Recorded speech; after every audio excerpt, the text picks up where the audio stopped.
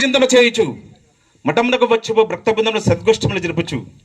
వారి జన్మ కూడా తరింప చేయము దేవి గోవిందు, మన జన్మ కూడా తరింప చేయము దేవి గోవిందని స్వాముల వారి యొక్క సతీమని అడుగుతున్నాం. స్వాముల వారిని అచల స్వరూప భగవంతుడిచ్చిన అపురూపమైన చురు కానుక జీవితం. తానిచ్చిన జీవితాన్ని నేను బ్రహ్మపదవి పొందాలంటే ఎలా తెలియజేయండి స్వామి అని అడుగుతున్నప్పుడు గోవిందమాంబ తల్లి.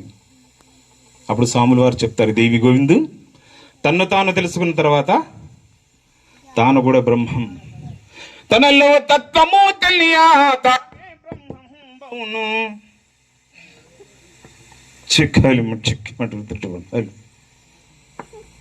దేవి గోవిందు తన్ను తాను తెలుసుకున్న తర్వాత తాను కూడా బ్రహ్మం, తనలో తత్వం శరీరాన్ని గురించి తనలో తత్వము తెలియా తానే బ్రహ్మం.